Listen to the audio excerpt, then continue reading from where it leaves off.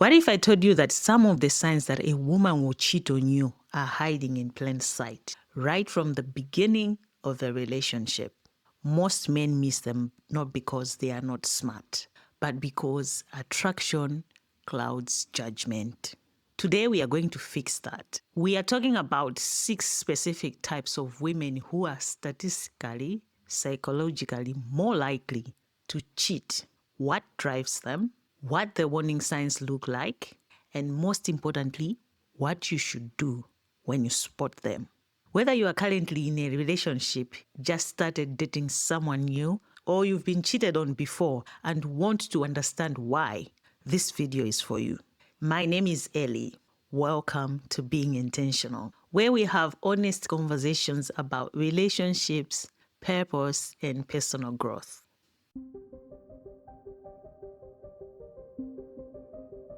The first type is serial attention seeker. And I want to be clear, there's a massive difference between a woman who is confident and enjoys social interaction and a woman whose entire sense of self-worth depends on constant external validation. The serial attention seeker firmly falls into that second category. Here is how she operates. She posts constantly on social media, not to share moments, but to collect reactions. She thrives on compliments and gets genuinely destabilized when she does not receive them. She needs to be desired, not just by you, but by multiple people at the same time. It is not about love. It's about supply. In the beginning of the relationship, she will be intoxicating. She's exciting, she's charming, and she makes you feel like you won the lottery. But here's what is really happening. You are just the current primary source of her validation.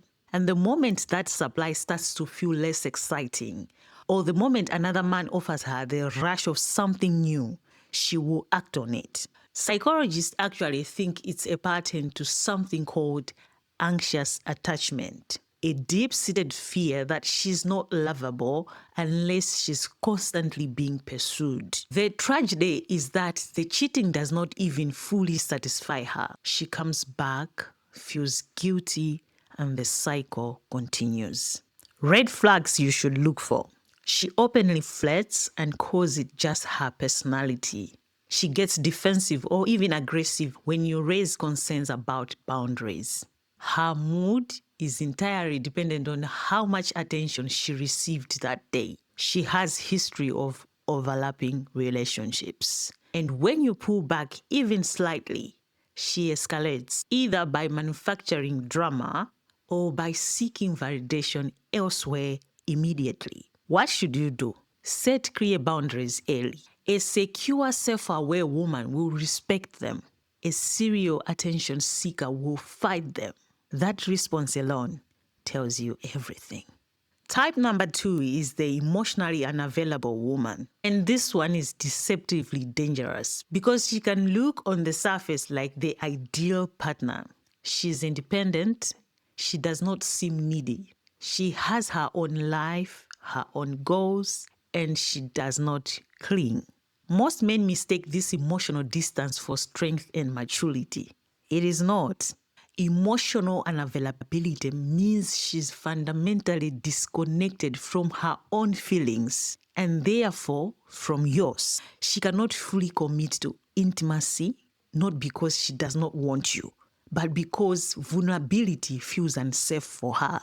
This is almost always rooted in past trauma, a difficult childhood, a previous relationship that broke her, or a pattern of protecting herself by keeping people at arm's length. Now, here's where infidelity comes in. Because she's never truly bonded to you on a deep emotional level, cheating does not carry the same moral weight for her that it would for someone who is fully present in the relationship. She compartmentalizes. She can genuinely care about you on some level and still betray you. Because the emotional connection that would make that feel like a real betrayal simply does not exist for her the way it does for you. She also tends to sabotage relationships right when they start getting serious. Things are going well. You're getting closer and suddenly she pulls away. She picks fights, she goes cold, and in that withdrawal, she often seeks connection elsewhere. Not because she wants to leave, but intimacy scares her and distance feels safer. Here are the red flags. She avoids deep, vulnerable conversations and changes the subject when things get personal. She has a history of short relationships where she always says the other person just did not understand her. She goes hot and cold without explanation. She struggles to say how she feels or what she needs. She's more comfortable texting than talking. And when conflict arises, she shuts down completely instead of engaging. If you are with this type of a woman, understand that no amount of love from you will fix what is an internal wound. She needs to do that work herself. Type 3 is the chronic complainer. And I want to explain why this type specifically is so linked to infidelity because it is not immediately obvious. Research in relationship psychology consistently shows that one of the strongest predictors of cheating is not desire for someone else. It is chronic dissatisfaction in the current relationship combined with a reluctance to leave. That combination is a powder keg. The chronic complainer embodies this perfectly. She's never satisfied. You could plan the perfect date and she will find something wrong with it. You could be thoughtful, attentive, and loving, and she will still feel like something is missing. Here's what happens over time. She builds resentments. Small grievance that goes unaddressed, real or imagined, adds up. And instead of communicating clearly or deciding to leave, she quietly creates emotional distance. That emotional distance becomes a justification in her mind. She starts telling herself, I'm not happy. I deserve to be happy. And this person is not giving me what I need. And in that mental space, cheating becomes far easier to rationalize.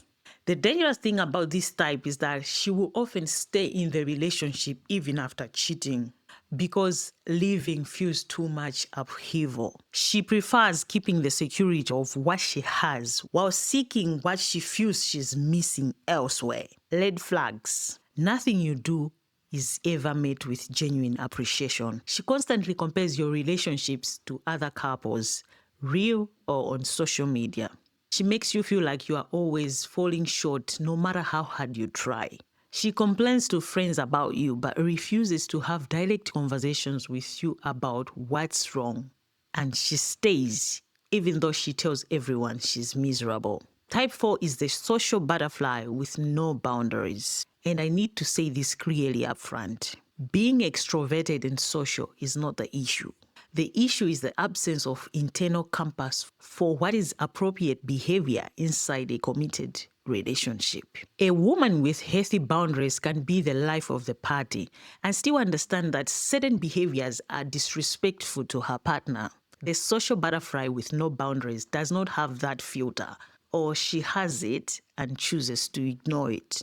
She has a wide social circle that includes multiple men who, if you are being honest, clearly want more than friendship with her.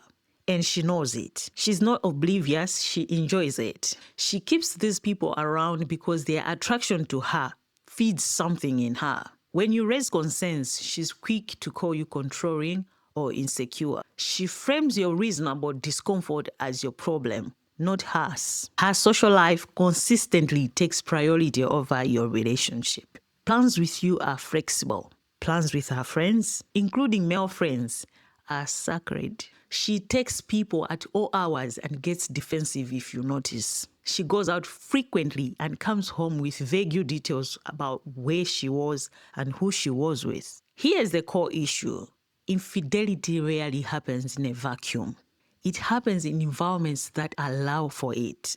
A woman who can actively maintain close, intimate friendships with people who are attracted to her with no boundaries and full opportunity is creating the conditions for something to happen, whether she consciously intends it or not. Red flags. She keeps exes and male admirers in her inner cycle and defends it aggressively. She dismisses your boundaries as jealousy. Her stories about night outs are always slightly incomplete. She values her social image more than your peace of mind. And when you ask for basic transparency, she makes you feel like the unreasonable one. Type number 5 is the thrill seeker. The thrill seeker is addicted to novelty, new experiences, new emotions, the rush of the unknown. This is where she feels most alive. In the early stages of a relationship, she's spontaneous, passionate, adventurous, and fully present. You feel like you've met someone extraordinary. But here's what is really happening. The early stages of any relationships are neurologically similar to a drug high. Dopamine is flooding the brain. Everything feels intense and exciting, and she's riding that wave. The problem is that wave always ends. Familiarity sets in. The relationship deepens and stabilizes, which is a good thing for most people.